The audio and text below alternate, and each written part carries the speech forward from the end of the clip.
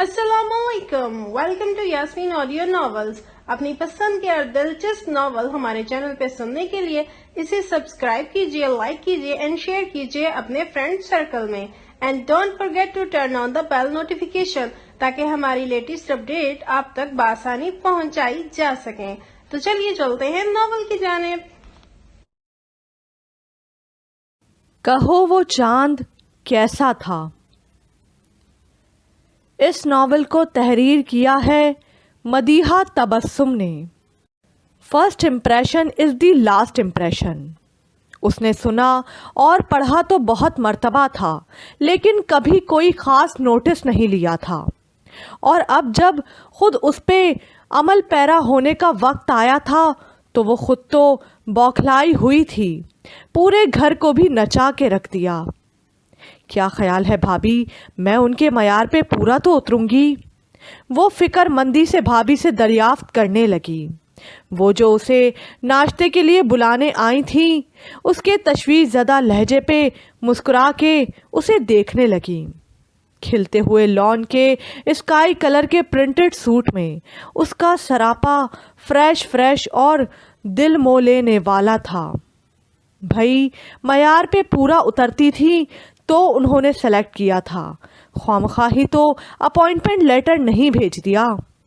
ان کی خاطر خواہ تسلی پہ اسے قدرے سکون ہوا تھا۔ اب جلدی سے آؤ اور ناشتہ کر لو، تمہارے بھائی تمہارے انتظار میں ہی بیٹھے ہوئے ہیں، انہوں نے کہا تو وہ اسبات میں سر ہلاتی ان کے پیچھے ہی نکل گئی۔ ڈائننگ روم میں فہد، طوبہ اور آئز نے خوب ہنگامہ اٹھایا ہوا تھا۔ پورے دن میں انہیں سب سے برا وقت یہی لگا کرتا تھا، کیونکہ یہ اسکول جانے کا وقت تھا اور اسکول جانے سے وہ تینوں ہی خائف رہتے تھے، لہٰذا خوب دھینگا مشتی کرنے کے بعد وہ یہ فریضہ سر انجام دیتے تھے۔ بس ختم کرو اب لڑائی وڑائی اور جلدی ناشتہ کرو، پھر تمہاری وین آ جائے گی، بھابھی نے انہیں ڈانٹا۔ وہ تینوں برے منہ بناتے ڈائننگ ٹیبل تک آ گئے۔ مہیرہ، ڈھنگ سے ناشتہ کرو، یوں گھبرانے کی ضرورت نہیں، خالی پیٹ رہو گی تو سوائے بیماری کے کچھ نہیں ملے گا۔ اسے خالی چائے حلق میں انڈیلتے دیکھ کر بھابھی نے ٹوکا۔ مہیرہ اور گھبراہٹ دو الگ الگ چیزیں ہیں، کاظم بھائی نے مسکراتے ہوئے اسے چھیڑا۔ بالکل، تو اس کو بامشکل نگلتے ہوئے اس نے تائید کی۔ کل سے تو پورے گھر میں بولائی پھر رہی ہے۔ آئس کے منہ میں زبردستی کارن فلیکس ٹھوستے ہوئے بھابھی نے اسے دیکھا۔ فرسٹ ٹائم ہے نا، تھوڑی بہت گھبراہٹ تو فطری ہے، but don't worry and be relax. Kazim بھائی کے تسلی آمیز لہجے پر اس کا سیر و خون بڑھ گیا تھا۔ اسی وقت بابا جان ڈائننگ روم میں داخل ہوئے تو سب کا بآواز بلند سلام کرنے کے بعد وہ کاظم کے برابر والی کرسی گھسیٹ کے بیٹھ گئے۔ وہ صبح کا زیادہ تر وقت تلاوت میں صرف کرتے تھے، اسی لیے ان کا ناشتہ اکثر و بیشتر لیٹ ہو جاتا تھا۔ اب بھی وہ شاید مہیرہ کی وجہ سے ہی جلدی آ گئے تھے۔ مہیرہ بیٹا، تیاری ہے تمہاری؟ وہ بیٹھتے ہی اس کی طرف متوجہ ہوئے۔ جی بابا جان، وہ مؤدب انداز میں بولی۔ بیٹا، میرے خیال میں تو تمہیں یوں نوکری وغیرہ کرنے کی ضرورت نہیں، لیکن تمہاری ضد ہے تو یہ بھی صحیح، لیکن مجھے امید ہے کہ تم ہمیشہ کی طرح اپنی خاندانی روایات کی پاسداری کرو گی۔ ویسے معین الدین اچھا آدمی ہے، مجھے اس کے بارے میں تو اطمینان ہے، پھر بھی اگر کہیں تمہیں کسی مشکل کا سامنا کرنا پڑے تو تم مجھ سے بلا جھجک کہہ سکتی ہو۔ بابا جان کا انداز ہمیشہ کی طرح پروقار اور ٹھہرا ہوا تھا۔ جی، وہ فقط اسی قدر کہہ سکی، تاہم بابا جان کی پوری گفتگو لفظ بلفظ اس کے دل پر نقش ہو گئی تھی۔ اس وقت باہر سے گاڑی کے ہارن کی آواز سنائی دی تو بھابھی نے فوراً ان تینوں کو بیگ پکڑا کے باہر کا رخ کیا۔ شیریں، میرا بریف کیس لا دو۔ کاظم نے شیریں کو آواز لگائی تو وہ جو بچوں کو رخصت کر کے آ رہی تھی فوراً ہی اندر کی طرف لپکی۔ چلو مہیرہ، تمہیں بھی ڈراپ کر دوں۔ کرسی پیچھے گھسیٹتے ہوئے وہ اس سے مخاطب ہوئے تو وہ فوراً ہی اٹھ گئی کہ پہلے ہی توون کرہن بیٹھی ہوئی تھی۔ بھابھی کی تیز نظروں کو قطعی نظر انداز کرتی ہوئی وہ بابا جان کے سامنے پیار لینے کے لیے جھک گئی۔ اگر ایسا ہی سوکھا سڑا ناشتہ کرنا ہے تو کل سے گھر ہی بیٹھو۔ وہ پلٹی تو بھابھی کو کڑے تیوروں سے اپنی جانب متوجہ پایا۔ یہ ڈانٹ ڈپٹ پھر کسی وقت کے لیے اٹھا رکھیں، اب جلدی سے مجھے دعا دیں، بھائی باہر گاڑی میں میرا انتظار کر رہے ہیں۔ اس کے عجلت بھرے انداز پر وہ مسکرا دیں۔ فی امان اللہ۔ اس کے سر پہ ہاتھ پھیرتے ہوئے انہوں نے اسے اپنی مخصوص دعا دی تو وہ خدا حافظ کہتی باہر نکل گئی، جہاں قاسم بھائی اس کے انتظار میں اب ہارن دے رہے تھے۔ سیل فون کی تیز بیپ نے اس کی نیند کو بری طرح جھنجھوڑا تھا۔ سخت کوفت و بیزاری کے عالم میں اس نے سر تک تانی چادر چہرے سے ہٹائی، بیڈ کی سائڈ پہ رکھے موبائل کو اٹھا کر دیکھا۔ اسکرین پہ چمکتا نام دیکھ کر اس کا موڈ بری طرح بگڑ گیا۔ کال ڈسکنیکٹ کر کے اس نے موبائل دوبارہ وہیں رکھ دیا۔ بامشکل چند منٹ ہی گزرے تھے کہ سیل دوبارہ چیخ اٹھا۔ اس نے جھنجلا کر دوبارہ سیل اٹھایا۔ کیا بات ہے پرنس، 2 بج گئے ہیں، ابھی تک نیند کا خمار نہیں اترا؟ کہیں رات کا زیادہ تو نہیں چڑھا لی تھی؟ تم پہ کیا مصیبت ٹوٹ پڑی ہے جو اس وقت فون کیا ہے؟ اس کا موڈ قدرے بے حال ہوا تھا، کیونکہ جس شخصیت کا اندازہ قائم کرتے ہوئے اس نے سیل آن کیا تھا، دوسری طرف ہرگز وہ شخصیت نہیں تھی، بلکہ اس کا جگری یار اور کزن منیب تھا۔ ہائے ربا، پچھلے 15 دنوں سے تمہاری حسین صورت نہیں دیکھی، نہ گھر ملتے ہو نہ آفس۔ سیل تمہارا ہر وقت بزی رہتا ہے، کس مہم پہ ہو آج کل؟ وہ ٹھنڈی آہ بھر کے بولا۔ اب تو وہ مہم بھی سر ہو گئی سویٹ ہارٹ۔ فاتحانہ مسکراہٹ لبوں پہ سجاتے ہوئے وہ اٹھ کر بیٹھ گیا۔ او، کہیں شزا کی بات تو نہیں کر رہے؟ وہ بھی اس کے قبیل میں سے تھا، فوراً اس کے ذہن تک رسائی حاصل کر گیا۔ ٹھیک سمجھے ہو، لیکن یار بہت جلد دل اکتا گیا اس سے۔ صحیح کہتے ہیں لوگ، دور کے ڈھول سہانے ہوتے ہیں۔ میں نے تو سمجھا تھا خوب اڑی کرے گی، لیکن وہ تو گویا پہلے سے تیار بیٹھی تھی۔ وہ برا سا منہ بنا کے بولا۔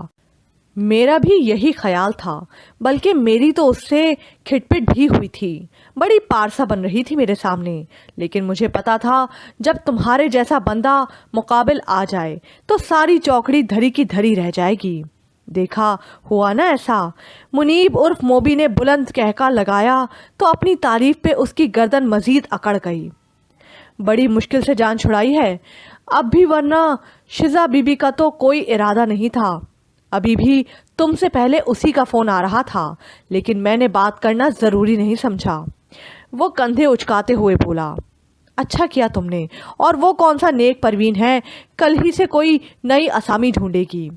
وہ اسی کا دوست تھا، اس کی بات سے انحراف کیسے کر سکتا تھا؟ ارے یاد آیا، میں نے تمہیں یہ بتانے کے لیے فون کیا تھا کہ میں ماموں بن گیا ہوں۔ ثانیہ آپی کا ابھی تھوڑی دیر پہلے فون آیا تھا، اللہ نے انہیں بہت پیارا بیٹا دیا ہے۔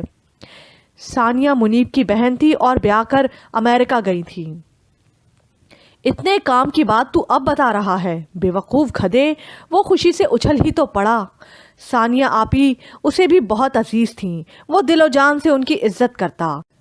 میں 1-2 دنوں تک جا رہا ہوں نیو یارک، آج کچھ شاپنگ وغیرہ بھی کرنی ہے، میں نے سوچا پہلے تمہیں اطلاع دے دوں پھر نکلتا ہوں۔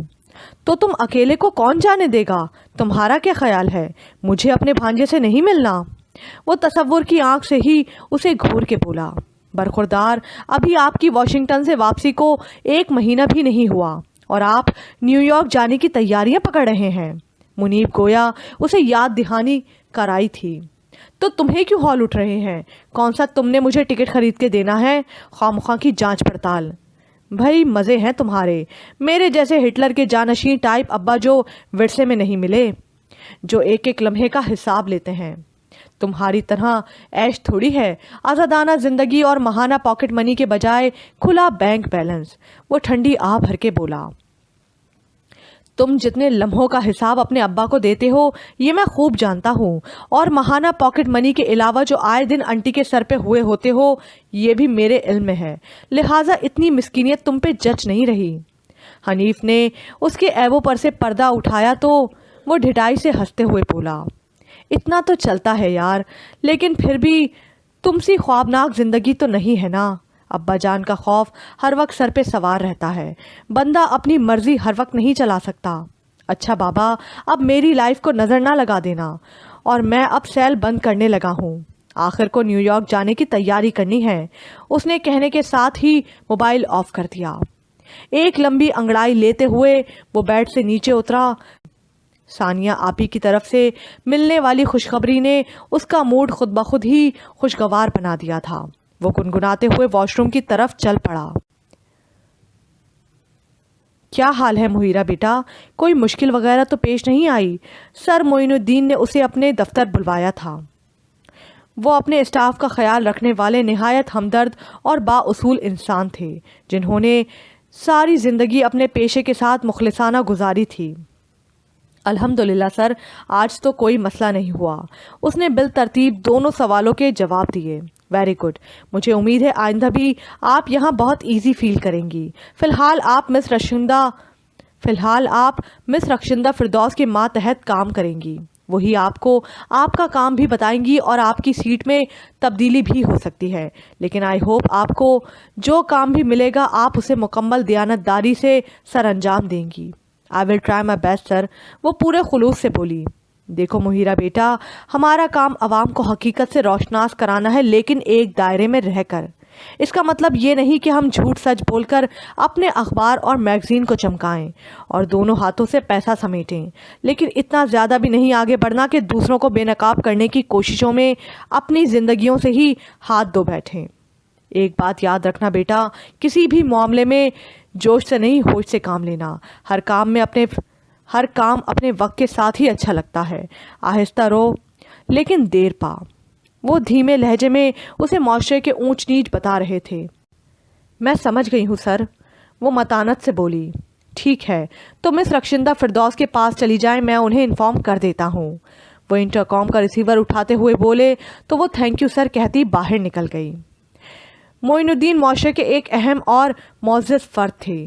وہ ایک روزنامے اور ہفتہ وار میگزین کے ایڈیٹر اپنے کام سے خاصی شہرت یافتہ تھے، نیک خصلت اور نیک فطرت تھے۔ یہی وجہ تھی کہ جب مہیرہ نے ایم اے جرنلزم کے بعد جاب کرنے کی ضد کی اور اپنے انٹرویو میں بھی پاس ہو گئی، بابا جان اور کاظم بھائی نے اسے اس ادارے میں جاب کرنے کی اجازت دے ہی دی تھی، کیونکہ وہ پٹھان فیملی سے تعلق رکھتی تھی اور 4 بھائیوں کی اکلوتی بہن تھی، جو چھوٹی ہونے کے باعث لاڈلی بھی زیادہ تھی۔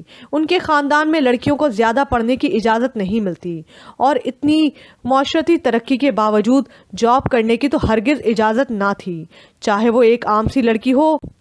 اور یہاں تو بات پھر مہیرہ خان کی تھی۔ جتنی اس کی سیلری تھی اس سے زیادہ تو اس کے لالا اپنی حویلی کی نوکروں کو دے دیا کرتے تھے۔ ان کے لیے تو یہ بات باعث عار تھی کہ ان کی اکلوتی لاڈلی بہن 2 ٹکے کی نوکری کرتی پھرتی، لیکن وہ چونکہ اپنے تیسرے نمبر کے بھائی کے ساتھ لاہور آ گئی تھی اور بڑے لالا کوہاٹ میں ہوتے تھے، اس لیے فی الحال یہ بات ان سے مخفی تھی، کیونکہ کاظم بھائی کا خیال تھا کہ اسے شوق چرایا ہے نوکری کا، 2-4 دن بعد ہی خود ہی جب شوق پورا ہو جائے گا تو چھوڑ دے گی۔ ان کے خاندان میں لڑکیوں کو زیادہ پڑھایا بھی نہیں جاتا، لیکن اس کے بھائیوں نے اس کے شوق کے پیش نظر اسے پڑھنے سے نہیں روکا تھا، کیونکہ مہیرہ کی والدہ اس کے بچپن میں ہی انتقال کر گئی تھی اور بھائیوں نے اسے ہتھیلی کا چھالا بنا کے رکھا تھا۔ 4 بھابھیوں نے اسے کبھی ماں کی کمی محسوس نہیں ہونے دی تھی۔ وہ خود بھی بہت محبت کرنے والی پرخلوص سی لڑکی تھی۔ معین الدین نے فی الحال اس سے 6 ماہ کے کانٹریکٹ پہ سائن کروائے تھے۔ وہ 6 ماہ سے پہلے اس ادارے کو نہیں چھوڑ سکتی تھی اور اسے تو خود اس فیلڈ میں مہارت حاصل کرنے کا شوق تھا۔ وہ کیوں نہ اس شوق کو پورا بھی کرتی کہ قسمت سے اسے ایک موقع بھی مل گیا تھا۔ خوش آمدید مس مہیرہ خان، امید ہے آپ کو یہاں کا اسٹاف پسند آئے گا۔ وہ آفس سے نکل کر مس رخشندہ فردوس کی ٹیبل پہ آئی تو وہاں پہلے سے ایک نوجوان براجمان تھا۔ اسے دیکھتے ہی بڑے خوشگوار لہجے میں بولا، بیٹھو مہیرہ۔ رخشندہ نے کہا تو وہ ان کے سامنے رکھی چیئر پہ بیٹھ گئی۔ صبح آتے ہی چونکہ اس کی ملاقات ان سے ہوئی تھی لہٰذا ان سے تو تعارف حاصل ہو گیا تھا، لیکن یہ شخص اس کے لیے ہونس اجنبی تھا کیونکہ اس نے اسے ابھی دیکھا تھا۔ مہیرہ یہ شمون ہے، ہمارے ہفتہ وار میگزین میں معزز و معروف شخصیات کے انٹرویو کے علاوہ تبصرہ کتب بھی ان کی ذمہ داری میں شامل ہے۔ ان کے تعارف پہ اس نے صرف ازبات میں سر ہلانے پر اتفاق کیا تھا۔ بقیہ اسٹاف سے بھی ابھی ملاقات ہو جائے گی۔ और आप फिलहाल मेरे साथ काम करेंगी। अभी चंद दिन लगेंगे, फिर जैसे ही आप ट्रेंड हो जाएंगी तो हम आपको फिर किसी एक शोबे में सेलेक्ट कर लेंगे। मुहीरा को उनके साथ काम करने का सुन के तसल्ली हुई थी, क्योंकि ये उसका फर्स्ट एक्सपीरियंस था और उसे कोई तजुर्बा ना था। मैडम, मैं भी जहनी तौर पे कुछ कमज़ोर हो गया हूँ। मेरा ख्याल चंद दिन आपके मातहत काम कर लूँ ताकि जहन की गिरहें खुल जाएं। शमून ने आंखों में शरारत समोकर मैडम रक्षिंदा को देखा। तुम ऐसा करो, एक दफ़ा सर मोइनुद्दीन की ज़ियारत कराओ, जहन की तमाम बंद गिरहें एक झटके से खुल जाएंगी। उनके इतने मुफीद मशवरे पे वो जल के रह गया। मैडम रक्षिंदा मुस्कुरा दी। हमारी कोशिश यही होती है कि सब आपस में मिलजुल कर एक घरेलू माहौल बना कर रहें, फ्रैंकली एक दूसरे से अपने मसाइल हल शेयर कर सकें। सीनियर्स ज़्यादा से ज़्यादा जूनियर्स पे तवज्जो दें, लेकिन चूंकि पांचों उंगलियां बराबर नहीं होती, इसलिए हर जगह हर जहन के लोग पाए जाते हैं। मगर हमारी यही कोशिश होनी चाहिए कि कम से कम हमारी वजह से किसी दूसरे को तकलीफ़ ना पहुँचे। वो अब उसे यहाँ के माहौल से आगाह करने लगी थी, जिसे वो बड़ी तवज्जो से सुन रही थी। आने वाले वक्त में वो खुद ही आहिस्ता आहिस्ता एडजस्ट होती चली गई थी। यहाँ वाकई हर शख्स अपनी जहनियत रखता था, इसके बावजूद सभी मेहनती और लगन से काम करने वाले थे, और शायद उसकी वजह सर मोइनुद्दीन और मैडम रक्षिंदा का डर था या कोई और वजह थी। वो सब मुकर्ररा मुद्दत तक अपना काम कर लेते थे। मुहीरा को यहाँ काफ़ी मज़ा आ रहा था। वो ज़्यादातर अपने काम से काम रखती थी और अपनी ड्यूटी पूरी ईमानदारी से निभा रही थी। स्टाफ की तकरीबन तमाम लड़कियों से ही उसकी हाय हेलो थी, अलबत्ता मर्द हजरात से वो ज़रा लिए दिए अंदाज में ही रहती थी। इसकी वजह शायद उसकी तरबियत थी या शायद उसकी फितरत ही ऐसी थी।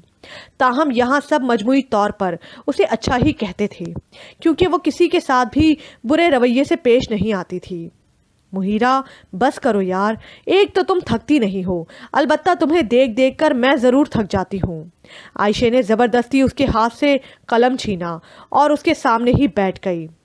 आयशे, तंग मत करो, बड़ा अहम आर्टिकल लिख रही हूँ, मुझे मुकम्मल करने दो। अपना इर्तिकाज़ टूटने पर वो अच्छी खासी डिस्टर्ब हुई थी। भाड़ में जाएं तुम्हारे आर्टिकल्स, रोज़ अखबार की जीनत बनते हैं, एक दिन रह भी जाएगा तो खैर है। आयशे ने कतई उसका नोटिस नहीं लिया। कहो क्या कहने आई हो? खिलाफ तवक्को उसने जल्द ही हथियार डाल दिए थे, जिस पे आयशा को खासी तशवीश लाहक हुई थी। बड़ी जल्दी पसपाई इख्तियार कर ली है, हालांकि ये तुम्हारा खासा हरगिज़ नहीं। वो कहे बिना ना रह सकी। जाहिर है भाई, जितनी जल्दी से तुम्हारी बकवास सुनूंगी उतनी ही जल्दी से तुमसे जान छूटेगी। मुहीरा ने मुस्कुराहट होठों में दबाते हुए बज़ाहिर बड़े सादा से लहजे में कहा। मुहीरा की बच्ची। आयशा ने घूर के उसे देखा तो वो बेसाख्ता हंस पड़ी। लगता है खुदा ने सारा हुस्न उठा के तुम्हें दे दिया है। उसे हंसता देख के आयशा ने कहा तो उसकी हंसी को फौरन ब्रेक लग गए। इंसान खूबसूरत तभी लगता है जब उसकी सीरत में अच्छाई हो, और सीरत को तो हम खूब से खूबतर बना सकते हैं, लेकिन सूरत का अच्छा या बुरा बनाने में हमारा कोई कमाल नहीं। अल्लाह ताला ने तमाम इंसानों को ही खल्कन बहुत खूबसूरत बनाया है। अपने अंदर अच्छाई का हुस्न पैदा करना उसका अपना वस्फ है, और ये वस्फ ही उसे खूबसूरत या बदसूरत बनाता है। उसके नासुहाना अंदाज पे आयशे की आंखों में तहसीन के तासुरात सिमट आए। यार, अगर हमारे माशरे के हर फर्द की यही सोच बन जाए तो क्या बात है। आज तो जिसके पास ज़रा अच्छी शक्ल है उसका गुरूर सातवें आसमान तक पहुंचा हुआ है। तुमसे पहले इसी सीट पे एक मोहतरमा सोनिया थी, गुड लुकिंग थी। सर मोइनुद्दीन के बड़े बेटे हैं मुनीब, उन्होंने 2-4 दिन लिफ्ट क्या करवा ली, मोहतरमा तो आपे से बाहर हो गई। बस फिर क्या था, सर मोइनुद्दीन ने उसे फारिग कर दिया। वो उसे पिछला वाक़या सुनाने लगी। कसूर तो अपने बेटे का था जो अपने वर्कर से इतना फ्री हुआ था, तो सज़ावार सिर्फ सोनिया को ही क्यों ठहराया गया। वो तल्ख लहजे में बोली। हर हसीन लड़की देखकर उस पर फरीफ्ता हो जाने वाले मर्द उसे सख्त जहर लगते थे। यार, सर मोइनुद्दीन को मेहनती लोग अच्छे लगते हैं। वो कहते हैं तुम लोग बाहर जैसी भी ज़िंदगी गुजारो, यहाँ अपने काम से पूरा इंसाफ करो, और जब कोई बेतवज्जुही से काम करता है तो वो उसे पहली तनबीह ज़रूर करते हैं। अगर फिर भी वो ना माने तो उसे फारिग कर देते हैं, اور رہی بات ان کے بیٹے کی تو چاہے اپنے باپ کے ڈر سے ہی صحیح وہ اپنی ڈیوٹی ضرور احسن طریقے سے نبھاتا تھا۔ البتہ سونیا ضرور خود کو یہاں کی ایڈیٹر سمجھنے لگی تھی۔ میڈم رکشندہ سے بھی کئی دفعہ منہ کی تھی۔ سر معین الدین کو پتہ چلا تو وہ خاصے بگڑے تھے۔ سونیا کا خیال تھا کہ منیب ضرور اس کے فیور کرے گا، لیکن باپ کے سامنے تو اس نے منہ سے بھاپ تک نہیں نکالی۔ سونیا منیب نامی کسی بھی قصے سے اس کو ہرگز دلچسپی نہیں تھی۔ ویسے تم ذرا بچ کے رہنا، حسن منیب کی کمزوری ہے، بلکہ منیب کا ایک کزن ہے حذیف، بندہ تو وہ شاندار ہے، لیکن اپنی عادات و حرکات میں وہ منیب کا بھی استاد ہے۔ کبھی کبھار یہاں آ جاتا ہے منیب سے ملنے۔ دولت کی فراوانی نے دماغ ساتویں آسمان پر چڑھایا ہوا ہے، وہ اب اسے تنبیہ کرے گی۔ تم بڑی معلومات رکھتی ہو اس قسم کے مردوں کے بارے میں، وہ کہے بغیر نہ رہ سکی۔ گزشتہ 2-2.5 سالوں سے یہاں ہوں، معلومات تو خود بخود ہی آ جاتی ہیں۔ آخر کو صحافی جو ٹھہرے۔ عائشہ نے فخریہ انداز میں فرضی کالر جھاڑے۔ صحافی صاحبہ اب اپنی سیٹ پہ واپس تشریف لے جائیں، اگر میڈم رکشندہ آ گئیں تو خیر نہیں۔ مہیرہ نے اسے ڈرایا تو وہ اسے گھورتی ہوئی کہنے لگی، سچ کہو نا، اپنے ادھورے آرٹیکل کو پورا کرنا ہے، سمجھدار لگتی ہو۔ وہ چڑھانے والے انداز میں مسکرائی۔ توبہ کریں مہیرہ جی، اپنی عائشہ اور سمجھدار۔ شمون جو ان کے قریب سے گزر رہا تھا، مہیرہ کا جملہ اس کے کانوں میں پڑ گیا تو وہ وہیں رک کے شرارت سے بولا، یہ اپنی کسے کہا ہے؟ عائشہ بھڑک ہی تو اٹھی۔ شمون اور عائشہ کی جتنی لگتی تھی شاید ہی کسی کی لگتی ہو، وہ جان بوجھ کر اکثر ہی اسے چھیڑ دیا کرتا تھا۔ جواباً وہ غصے سے بھڑک اٹھی، جیسا کہ اب ہوا تھا۔ تمہیں اور کسے، تم اپنی ہی تو ہو، کون سی بیگانی ہو؟ وہ ہونز اسے چھیڑ رہا تھا۔ شٹ اپ، وہ مزید بھڑکی۔ تمہیں سچ اتنا کڑوا کیوں لگتا ہے مائی سویٹ عائش؟ اس کا بھڑکتا ہوا انداز شمون کو مزید اکسا رہا تھا۔ تم دفان ہو جاؤ یہاں سے۔ اس کا طرز مخاطب عائشہ کو سیخ پا کر گیا۔ کہاں تمہارے کیبن میں؟ تم وہیں آ رہی ہو نا؟ Okay, as you wish. لبوں پہ شوق تبسم پھیلائے وہ اس کے چہرے کے تاثرات سے محظوظ ہوتے ہوئے بولا، تم مر جاؤ گے میرے ہاتھوں سے شمون۔ وہ آگ بگولا ہو گئی۔ شمون کے لیے یہ بات کسی اعزاز سے کم نہیں۔ وہ ذرا سا جھک کر سر خم کر کے بولا، باس۔ عائشہ کو جوابی حملے کے لیے منہ کھولتا دیکھ کر مہیرہ نے ہاتھ اٹھا کر دونوں کے درمیان سیز فائر کروائی۔ اگرچہ وہ دونوں کی نوک جھوک سے لطف اندوز ہو رہی تھی، لیکن اگر ان کی آوازیں مزید بلند ہو جاتی تو معاملہ طول بھی پکڑ سکتا تھا، لہٰذا اس نے اس کو رفع دفع کروانا ہی مناسب سمجھا۔ بچوں کی طرح لڑنا شروع ہو جاتے ہو تم دونوں، وہ انہیں ڈپٹ کر بولی۔ ابھی سے تو بچوں کی باتیں نہ کریں مہیرہ جی، وہ بھی عائشہ کے سامنے، مجھے تو لاج آ رہی ہے۔ شمون نے تو شرمانے کی حد ہی کر ڈالی۔ مہیرہ نے اپنی بے ساختہ امڑ آنے والی مسکراہٹ کو بامشکل روکا۔ دیکھ لو تم اسے مہیرہ۔ عائشہ نئے سرے سے چراغ پا ہو گئی۔ اوکے تم غصہ مت کرو، میں اسے سمجھا دیتی ہوں۔ اس نے اسے ٹھنڈا کرنا چاہا۔ میں جا رہی ہوں، کھڑے رہنا تم یہیں تا عمر، کھولتے لہجے میں کہہ کر وہ پاؤں پٹکتی ہوئی اٹھ کر چلی گئی۔ شمون مسکراتے ہوئے اس کی چھوڑی ہوئی کرسی پہ بیٹھ گیا۔ ہاتھوں میں موجود کاغذوں کا پلندہ اس نے مہیرہ کی ٹیبل پہ رکھ دیا۔ کیوں تنگ کرتے ہو تم اس کو؟ اس کے بیٹھتے ہی مہیرہ قدرے خفا سی اسے دیکھا۔ شمون وہ واحد یہاں کا لڑکا تھا جس سے مہیرہ فرینکلی بات کر لیا کرتی، اور اس میں بھی زیادہ ہاتھ شمون ہی کا تھا۔ ویسے بھی وہ مہیرہ کا دل سے احترام کرتا تھا، بلکہ وہ تمام خواتین کا احترام کرتا تھا۔ اس نے کبھی کسی خاتون کو ہوس کی نگاہ سے نہیں دیکھا، اور اس کی یہی بات مہیرہ کو اچھی لگتی تھی۔ البتہ عائشہ کے معاملے میں وہ اکثر ڈنڈی مار جایا کرتا تھا، اسے ستانے کے لیے اوٹ پٹانگ باتیں بھی کر جاتا تھا۔ ہائے وہ تتیا مرچ مجھے بڑی اچھی لگتی ہے، جب مرچیں چباتی ہے کیسے سرخ ہو کے منہ پھلا لیتی ہے۔ وہ جیسے تصور کی آنکھ سے اسے دوبارہ اپنی تیوروں سے دیکھ کر لطف اندوز ہو رہا تھا۔ کیوں؟ بس مرچیں چباتی اچھی لگتی ہے؟ ویسے اچھی نہیں لگتی؟ اس کے گہرے سوال پہ وہ ایک لمحے کے لیے تو سٹ پٹایا، لیکن اگلے ہی لمحے مسکرا کے گویا ہوا، کیوں نہیں، مجھے تو وہ ہر حال میں اچھی لگتی ہے۔ بقول شاعر، اے وی وی سجن واوا تے او وی وی سجن واوا، ریئلی؟ مہیرہ کو خوشگوار حیرت ہوئی. شمون اور عائشہ اسے دلی طور پہ پسند تھے، لیکن وہ اکڑو تو ڈھنگ سے بات بھی نہیں کرتی. شمون نے ٹھنڈی آ بھری. اسی لیے تو نہیں کرتی.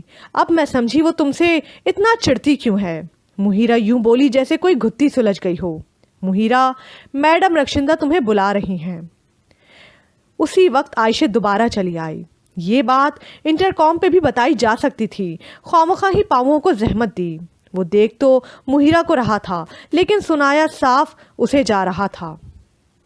تم سے مطلب؟ وہ تیکھے چتونوں سے اسے گھور کے بولی. ایک تو کریلا اوپر سے نیم چڑھا.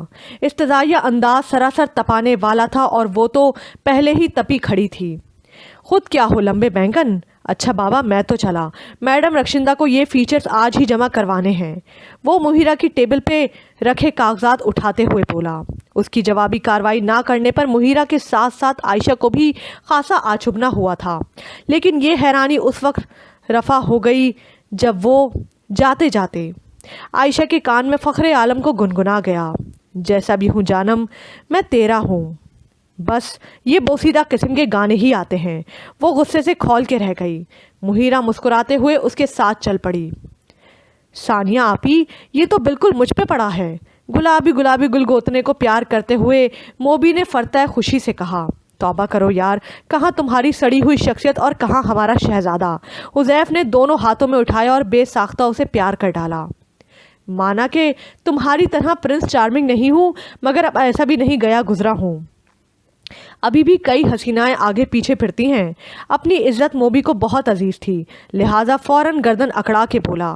تو نوبت حسینوں کے آگے پیچھے پھرنے کی آ گئی ہے. بات کرتی ہوں میں ابو جان سے. ہمارا موبی اب بڑا ہو گیا ہے، جلدی سے شادی کر دیں اس کی. ثانیہ آپی نے خالصتاً بڑی بہنوں والا مطلب آخذ کیا تھا. بڑا نہیں ہوا آپی، خیر سے بالغ ہو گیا ہے. حذیف نے ایک جاندار قہقہ لگاتے ہوئے تصحیح کی. بالغ تو خیر سے تم بھی ہو گئے ہو، تمہاری شادی نہ کروا دوں. موبی کو چھوڑ وہ اس سے مخاطب ہوئیں. اب کی دفعہ موبی کا جاندار قہقہ عمدہ تھا. حذیف نے غصے سے اسے گھورا. مجھے کیوں آنکھیں نکال رہے ہو پرنس؟ یہ مشورہ میرا نہیں، ثانیہ کا ہے. میرا ہرگز نہیں، کیونکہ میں اتنا پاگل نہیں جو تمہیں ایسا بونگا مشورہ دوں. آخری جملہ اس نے دھیمی آواز میں صرف حذیف کو سنایا تھا. تمہیں کس پاگل نے کہا کہ میں تمہیں مشورہ دے رہی ہوں؟ میں نے اگر کوئی فیصلہ کرنا ہے تو تمہارے جیسے بے وقوفوں کے مشورے کی ہرگز ضرورت نہیں. اب کہ میں پاکستان آئی تو تم دونوں کو کسی نہ کسی کھوٹے سے باندھ کر ہی جاؤں گی. ثانیہ آپی نے باری باری دونوں کو دیکھا. چھوڑیں آپی، شادی میں کیا رکھا ہے سوائے سر درد کے. حذیف بیزاریت سے گویا ہوا. تمہیں کس نے کہا کہ شادی سر درد کے سوا کچھ نہیں ہے؟ اور تم تو ویسے بھی اکیلے ہوتے ہو. مجھے تو سوچ سوچ کے ہال اٹھتے ہیں. اتنا بڑا گھر اور تم اور عباس انکل اکیلے. اور وہ جو نوکروں کی پوری فوج ہے وہ کدھر گئی؟ موبی نے درمیان میں مداخلت کی. نوکر صرف کام کاج کے لیے ہوتے ہیں، انسان کے دکھ سکھ کے شریک نہیں ہوتے. ہر انسان کو ایسے ہم سفر کی خواہش ہوتی ہے جس کے ساتھ وہ اپنے دکھ سکھ اپنا آپ شیئر کر سکے، اپنے مسائل اسے بتا سکے، جس کی رفاقت میں اسے سکون نصیب ہو. ثانیہ آپی نے رسان سے کہا. کبھی کسی کو دیکھ کر یہ تصور دل میں ابھرا ہی نہیں، لہٰذا کبھی اس طرف دھیان ہی نہیں گیا. حذیف کی بات پہ موبی کو شدید قسم کی کھانسی آئی تھی. تیرے حلق میں کیوں کانٹے اگنا شروع ہو گئے ہیں؟ حذیف نے ایک دھپ اس کی کمر میں رسید کی. دراصل مجھے سچ جلدی ہضم نہیں ہوتا نا، اس لیے. وہ زوم آئینے لہجے میں بولا. تمہارے ہاضمے میں تیزابیت جو بڑھتی جا رہی ہے اسے کنٹرول کرنا مجھے خوب آتا ہے. حذیف نے اسے دھمکایا تو وہ ہنسنے لگا. بس کرو یہ خوفناک ہنسی، بچہ رونا شروع ہو گیا ہے. ثانیہ آپی کے بیٹے نے با آواز بلند رونا شروع کر دیا تو موبی کو ٹوک کے بولی. اوکے آپی میں چلتا ہوں، کچھ شاپنگ وغیرہ کرنی ہے. وہ کھڑا ہوا تو موبی بھی اس کے ساتھ ہی کھڑا ہو گیا. میں بھی چلتا ہوں، جلدی آ جانا اور ڈنر باہر مت کر کے آنا. میں نے بطور خاص تمہارے لیے شام کا مینیو تیار کروایا ہے. ثانیہ آپی نے تلقین کی تو ان دونوں نے ہی سعادت مند بچوں کی طرح اسبات میں سر ہلا دیا. ثانیہ آپی محبت کرنے والی ایک سیدھی سادی خاتون تھی. حذیف اکلوتا ہونے کے باعث بچپن سے ہی ان سے بہت اٹیچ تھا. اس کی ماما اس کے بچپن میں ہی انتقال کر گئی تھی اور ڈیڈی نے ان کے بعد دوسری شادی ہی نہیں کی. اب پتہ نہیں واقعی ڈیڈی شادی پر رضامند نہیں ہوئے تھے. حذیف کو انہوں نے کھلی چھوٹ دے رکھی تھی، کبھی کسی معاملے میں جانچ پڑتال نہیں کی تھی، اس کی ہر خواہش نو کے زبان پر آنے سے پہلے پوری کر دیتے تھے۔ ہاں البتہ اس کی پڑھائی کے معاملے میں انہوں نے اس پہ کسی قدر نظر رکھی تھی۔ پڑھائی میں تو وہ خود بھی خاصا بریلینٹ تھا، لہٰذا ہر سال A گریڈ ہی لاتا تھا۔ عباس اس معاملے میں بھی مطمئن ہو گئے۔ اب پڑھائی سے فراغت کے بعد وہ ان کے ساتھ بزنس میں ہی شریک ہوتا تھا، لیکن بزنس سے اسے کوئی خاص رغبت نہیں تھی۔ یہ وجہ تھی کہ اس نے اور ایکٹیویٹیز پال رکھی تھیں۔ چونکہ وہ بزنس کو بھی وقت دیتا تھا، لہٰذا عباس صاحب نے بھی کبھی اسے ٹوکا نہیں تھا۔ لے لو پرنس، شزا صاحبہ کے لیے ہی ایک ریسٹ واچ خرید لو۔ وہ لیڈیز گھڑیاں دیکھ رہا تھا جب موبی نے اس کے پاس رکتے ہوئے مشورہ دیا۔ شزا صاحبہ اپنے دن پورے کر چکی۔ اس نے جتاتی نظروں سے اسے دیکھا۔ پھر کیا یہی کوئی؟ مرو تم، میں تو ثانیہ آپی کے لیے پسند کر رہا تھا۔ مجھے ان کی ریسٹ واچ بالکل اچھی نہیں لگ رہی تھی، اسی لیے ان کے لیے خرید رہا تھا۔ وہ اس کی بات کاٹ کے بولا، وہ جو تمہیں اچھی نہیں لگ رہی نا، وہ ثانیہ آپی کے شوہر نامدار خرید کر لائے تھے ان کے لیے، نہایت چاہت اور محبت سے۔ موبی نے گویا اسے اطلاع دی تھی۔ ہائے حذیف، مان کسی نے اس کے کاندھے پہ ہاتھ رکھ کر اسے مخاطب کیا تو وہ چونک کے پلٹا۔ اس کے سامنے پنک ہو شیربا ڈریس میں وہاں کی کوئی مقامی لڑکی کھڑی تھی۔ چند لمحوں کے توقف سے وہ بالآخر اسے پہچان گیا تھا۔ ہائے ڈیلن، ہاؤ آر یو؟